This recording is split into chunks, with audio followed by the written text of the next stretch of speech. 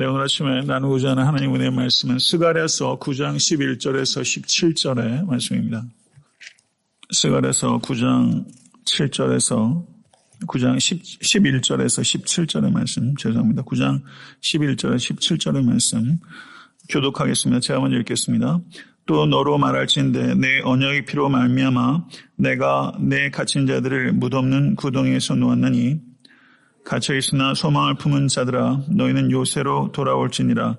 내가 오늘도 이르노라. 내가 내게 갑절이나 갚을 것이라. 내가 유다를 당긴 활로 삼고 에브라임을 끼운 화살로 삼았으니 시온아 내가 내 자식들을 일으켜 헬라 자식들을 치게 하며 너를 용사의 칼과 같게 하리라. 여호와께서 그들 위에 나타나서 그들의 화살을 번개같이 쏘아내실 것이며 주 여호와께서 나팔을 불게 하시며 남방 회오리 바람을 타고 가실 것이라. 만군의 여호와께서 그들을 호위하시리니 그들이 원수를 삼키며 물맷돌을 밟을 것이며 그들이 피를 마시고 즐거이 부르기를 술 취한 것 같이 할 것인즉 피가 가득한 동요와도 같고 피 묻은 제단 모퉁이와도 같을 것이라. 이날에 그들의 하나님 여호와께서 그들을 자기 백성의 양떼같이 구원하시리니 그들이 왕관의 보석같이 여호와의 땅에 빛나리로다. 다같이 그의 형통함과 그의 아름다움이 어찌 그리 큰지 곡식은 청년을 새 포도주는 처녀를 강건하게 하리라. 아멘. 하나님의 말씀입니다. 네, 그 스가랴서 9장부터 14장은 스가랴서의 후반부에 해당하는 말씀인데 전반부보다 해석하기가 상당히 난해한 그런 모호한 단어들과 구들이 많이 있습니다. 그래서 바로 전 강의할 때 제가 말씀드리기를 이 9장부터 14장의 내용에 정확한 의미를 파악하는 데 집중하기보다는 중심적 의미를 파악하는 데 집중하는 것이 현명한 판단이라고 생각이 되고요. 그래서 오늘 역시 이 11절, 17절에 구 단어 하나하나의 정확한 의미가 아니라 그것이 갖고 있는 전체적인 대지, 중심적 의미에 집중하는 방식으로 강의를 해 나가도록 하겠습니다. 11절부터 12절의 말씀을 다시 한번 보면 또 너로 말할진대 내 언약의 피로 말미암아 내가 내 갇힌 자들을 물 없는 구덩이에서 놓았나니 갇혀있으나 소망을 품은 자들아 너희는 요새로 돌아올지니라. 내가 오늘도 이르노라. 내가 내게 갑절이나 갚을 것이라. 아멘. 하나님께서 이스라엘 백성들은 하나님과 맺은 언약을 깨웠지만 하나님께서는 언약의 신실하심으로 이스라엘을 반드시 포로 생활에서 돌아오게 하시겠다. 이렇게 약속하신 것입니다. 갇혀있지만 소망을 품은 자들이 요새인 예루살렘으로 돌아오게 될 것이다. 저는 이 부분을 읽으면서 언약의 피라는 말과 갇혀있지만 소망을 품은 자들이라는 표현이 저의 마음에 이렇게 콱 박히더라고요. 언약의 피라는 단어가 정확하게 또 나오는 건 출애굽기 24장 시내산 언약에서 똑같은 표현이 나오고 그리고 구약 성경에서는 스가랴서에 딱 2번밖에 나오지 않는 표현입니다. 갇혀있지만 소망을 품은 자. 우리 같이 한번 얘기해 볼까요? 갇혀있지만 소망을 품은 자. 우리가 살아가면서 자이든 타이든 환경에 의해서든 갇힐 때가 많이 있습니다. 사도 바울도 나는 주 안에 갇힌 자다. 그게 사도 바울의 정체성이었는데요. 갇혀있다고 다 낙심하는 것은 아니라는 것이죠. 낙심은 내가 선택하는 것이라는 것이고 소망도 내가 선택하는 것이라는 것을 기억하실 수 있게 되길 바랍니다. 로버트 루이스 스티븐슨이라는 목사가 이런 말을 한 것을 제 책에서 읽었습니다. 나는 만물이 궁극적으로 합력하여 선을 이룬다는 것을 확신합니다. 그리고 내가 만약 깨어나 보니 지옥이라 할지라도 나는 여전히 그것을 믿을 것입니다. 이렇게 말했어요. 나는 내가 깨어보니 그것이 지옥이라 할지라도 나는 모든 것이 합력하여 선을 이룰 것이라는 것을 믿습니다. 믿음이 무엇입니까? 소망의 힘으로 살아가는 것, 그것이 믿음이죠. 그래서 로마서 5장 3절 4절 말씀 잘 아신 대로 다만 이뿐 아니라 우리가 환난 중에도 즐거워하나니 이는 환난은 인내를, 인내는 연단을, 연단은 소망을 이루는 줄 알미로다. 아멘. 이 말씀 얼마나 귀하고 아름답고 능력 있는 말씀입니까? 성도 여러분, 성도에게도 환난이 닥칩니다. 그러나 성도에게 이 환난은 우리를 거꾸로 들이는 장애물이 아니라 오히려 그 환난이 우리가 정말 가져야 될 소망이 무엇인지를 명확하게 하고 그 소망을 더 붙잡게 하고 그 소망을 촉진시킨다는 것을 우리가 깊이 기억하십시오. 그래서 힘들더라도 이 성도에게 있어서 이 환난은 걸림돌이 아니라 반드시 디딤돌이 될 것이다. 믿으십니까? 그리고 환난의 끝에는 반드시 영광이 있고 그리고 이 환난을 통과하면서 성도는 두 가지를 얻습니다. 정결함과 겸손함을 얻습니다. 정결함과 겸손함을 이 환난의 과정 속에서 얻고 그리고 환난을 통과한 뒤에는 반드시 영광이 있다. 할렐루야. 믿으십니까? 성도 여러분, 살다 보면 내 노력 여하와 상관없이 실패할 때가 있습니다. 살아오면서 실패를 경험하지 않는 인생이 있을 수 없고 가정으로 그런 사람이 있다면 실패를 한 번도 경험하지 못한 사람, 그 인생이 전 실패라고 생각해요. 하나님께서는 실패한 사람을 사용하십니다. 그러나 포기하는 사람은 사용하실 수 없습니다. 이것을 깊이 생각하면서 우리의 삶의 현실이 어떠하든지 포기하지 않고 또 실패 중에서도 여호와 하나님만 붙잡게 되면 오히려 그 실패조차도 하나님께서 사용하시고 그 실패를 통해서 우리가 더 큰 사람을 성장할 수 있는 계기가 될 수 있다는 것을 믿으실 수 있는 그런 담대한 여러분과 제가 될 수 있게 간절히 축원합니다. 여기서 새 언약의 피는 우리 주 예수 그리스도의 피를 예표하는 거라고 할 수 있습니다. 여기서 스가랴에서 얘기하는 새 이 언약의 피는 일단 사이나이 카버넌트 출애굽기 24장을 뒤돌아보면서 마가복음 14장을 내다본다. 저는 그렇게 이해할 수 있다고 생각합니다. 이 언약의 피는 사이나이 카버넌트 시내산의 언약의 피. 그때 이 모세가 이 피를 뿌리지 않았습니까? 그리고 이 피는 마가복음 14장 24절에서 이것은 많은 사람을 위하여 흘리는 나의 피, 곧 언약의 피니라. 우리 주 예수 그리스도의 피를 내다보는 것이죠. 우리를 자유케 하는 것은 우리 주 예수 그리스도의 피입니다. 세상 풍속의 종노릇, 육체의 욕심의 종노릇, 사탄의 종노릇하는 것을 이기시고 오직 이 예수 그리스도의 피로 자유함을 누리실 수 있는 여러분과 제가 될 수 있게 간절히 바랍니다. 여러분을 묶어놓고 있는 것으로부터 자유하시고 오직 예수 그리스도의 피를 붙잡으실 수 있게 간절히 축원합니다.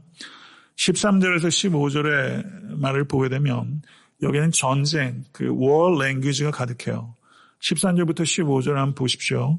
내가 유다를 당긴 활로 삼고 에브라임을 끼운 화살로 삼았으니 시온아 내가 내 자식들을 일으켜 헬라 자식들을 치게 하며 너를 용사의 칼과 같게 하리라. 여호와께서 그들 위에 나타나서 그들의 화살을 번개같이 쏘아내실 것이며 주 여호와께서 나팔을 불게 하시며 남방 회오리 바람을 타고 가실 것이라.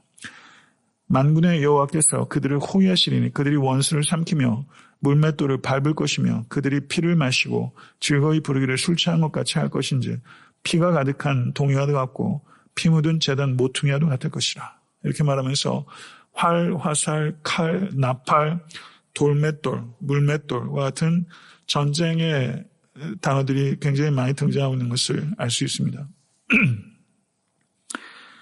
여기서 헬라에 대한 승리를 예언하고 있는 동시에 궁극적으로는 종말론적인 승리를 예언하고 있는 것입니다. 성경에서 나오는 예언은 하나의 포커스만 갖고 있지 않는 게 아니에요. 그것은 더블 포커스를 가질 수도 있고 궁극적으로는 종말을 포커스하는, 종말을 예언하는 그런 것이다. 이 말씀을 통해서 우리가 생각해야 되는 것은 전쟁은 여호와 하나님께 속한 것이다. 믿으십니까? 승리는 우리로부터 기인하는 것이 아니라 여호와 하나님으로부터 기인하는 것이고 이 여호와 하나님으로부터 기인한 이 승리는 골고다의 승리로 절정에 도달한 것입니다. 전쟁에 있어서 가장 중요한 것은 군비를 정비하고 병력을 준비하고 무기를 새롭게 하고 훈련받고 이런 게 아니라 전쟁에 있어서 가장 중요한 것은 여호와 하나님을 의뢰하는 것입니다. 잘 아시는 대로 이스라엘 백성들이 출애굽한 다음에 최초로 있었던 아멜렉과의 전투에서 언덕 아래서 전쟁이 있었지만 언덕 위에서는 모세가 손을 들고 있었고 아론과 훌이 그 손을 받치고 있었어요. 그러니까 전쟁이 두 곳에서 있었어요. 근데 실제 전쟁터는 정말 전쟁이 중요한 전쟁터는 어디입니까? 언덕 위라는 것이죠. 기독교 영화 가운데 워룸이라는 그 영화가 있어요. 소자본으로 만든 350만 불 정도 들어간 영화인데 기독교 침례교 목사님이 연출했고 그 동생이 각본을 쓴 걸로 알려져 있습니다. 예전에 저희 교회 보아스 집에 한번 상영을 했었는데 워룸, 기도실이죠. 기도실이 곧 전쟁터다. 이런 의식이 우리에게 많이 약합니다.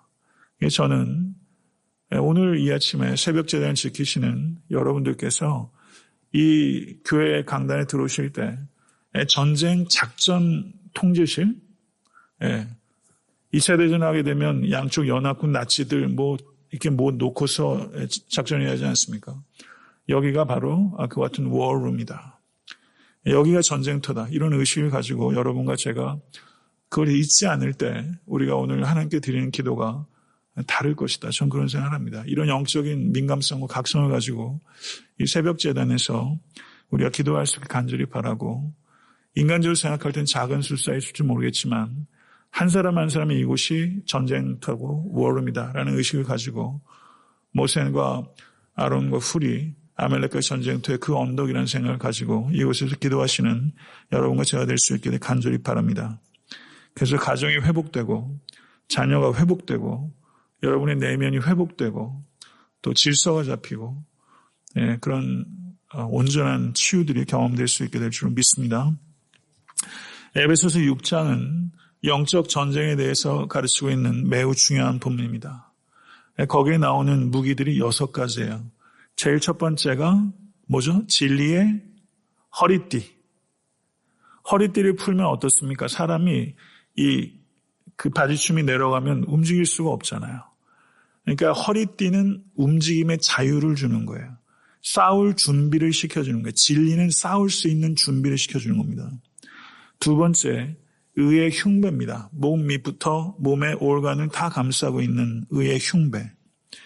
의의 흉배인데 우리 의는 우리를 지키지 못합니다. 값없이 은혜로 우리를 의롭다 하신 하나님, 우리에게 주어진 의, 그것이 우리가 입을 때 사탄이 뚫을 수 없는 갑옷이 되는 것이죠. 사탄이 뚫을 수 없는 갑옷을 입으셔야 합니다. 세 번째는 평안의 복음의 신입니다. 이스라엘 땅을 가게 되면요, 그냥 이렇게 쭉쭉 미끄러져요. 바닥이 워낙 그냥 흙더미라. 그렇기 때문에 로마 군인들은 그 가죽으로 된 샌들을 신고, 그리고 이게 종아리 춤에 계속 가죽을 받고, 그리고 산에 등산할 때 아이젠 같은 거 이렇게 끼잖아요. 그래서 미끄러지지 않게. 로마 군병들이 그렇게 한단 말이죠. 복음으로 무장하지 않으면 행군할 수 없다는 뜻입니다. 복음으로 무장하지 않으면 미끄러집니다. 반드시. 그리고 전쟁이라는 게 모름지기 자세가 잡혀야 싸울 수 있는 건데요. 복음의 신을 신지 않으면 자세가 잡히지 않습니다. 네 번째는 믿음의 방패입니다. 허리띠와 흉배와 신발은 몸에 장착하는 거예요. 그러니까 그런 장착하고 군사가 병행해서 잠도 자죠. 근데 믿음의 방패는 둔단 말이죠. 네 번째 무기부터는 적극적인 무기입니다. 믿음의 방패예요. 그래서 사랑하는 성도 여러분, 사탄이 맹렬하게 우리를 정죄하고 의심과 불순종과 유욕과 그리고 염려와 두려움으로 빠지도록 우리를 불화살을 쏠 때 그것을 물리칠 수 있는 믿음의 방패. 방패는 어떻습니까? 방패로 상대방을 이렇게 치기도 하지 않습니까? 상당히 적극적인 무기로 전환하는 것이 믿음이라는 것이죠. 그래서 성도 여러분, 구원을 얻기 위한 믿음이 있고 그리고 은사로서의 믿음이 있습니다. 마운틴 무버, 산을 옮기는 믿음으로서의 은사를 가지시는 우리 모든 권속되실 간절히 축원합니다. 그 다음은 구원의 투구입니다. 구원의 투구. 이 구원의 투구는 머리가 제일 중요한 기관이죠. 그래서 이것은 보호하는 측면이 있지만 또 하나 우리가 간과해서는 안 되는 것이 투구는요, 장식하는 영예가 있어요. 제복을 입고 모자를 쓰지 않습니까? 미국 사람들, 퓨너럴 군대들 이렇게 전장에서 전사하거나 파이어파이터 이렇게 죽거나 그러면 장례식 들으면 얼마나 세리모니가 근사한지 몰라요. 모자를 딱 쓴다고요. 이거는 영광이에요. 구원은 성도의 영광입니다. 우리를 보호하는 기능이 있을 뿐만 아니라 성도가 확신과 기쁨으로 고개를 들 수 있도록 하는 그 영광스러운 관이 구원이라는 것이죠. 이거 기억하십시오. 네 번째는 말씀의 검입니다. 이 말씀의 검인데 이 검이라고 번역된 단어가 마카이라라는 검이에요. 마카이라.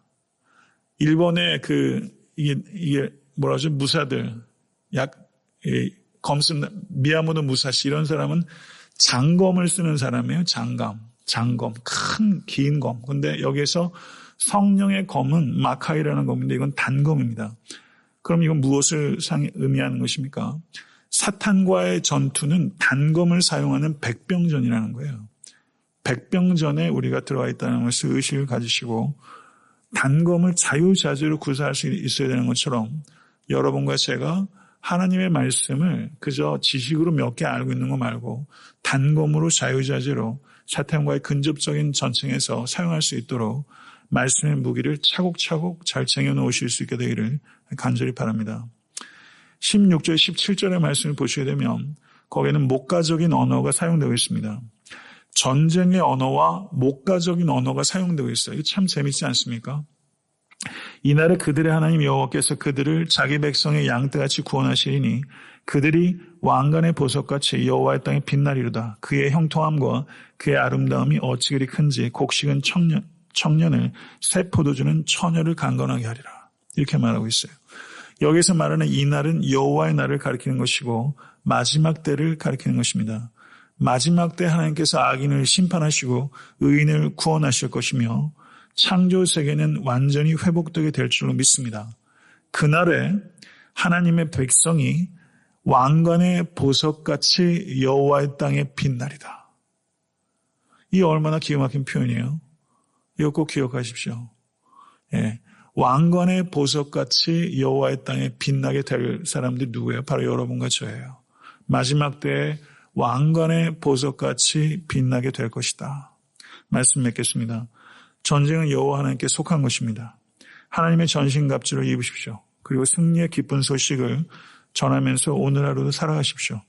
마지막 날에 우리 모두 믿는 자들로서 완성된 구원을 맛보게 될 것이고 형통함과 아름다움에 감격하게 될 것이며 마지막 때 왕관의 보석과 같이 여호와의 땅에서 빛나게 될 것입니다. 믿으십니까? 이것이 우리가 경험하게 될 궁극적인 운명이에요. 그리고 이것은 미래로 유보하는 것이 아니라 이 현실을 가지고 오늘 하루를 살아내는 거예요. 아멘. 확실한 것이기 때문에 오늘 하루도 그 현실이 우리의 삶 속에서 영향을 끼치게 되는 것입니다. 이 믿음을 가지고 살아가시는 여러분과 제가 될 수 있게 간절히 축원합니다.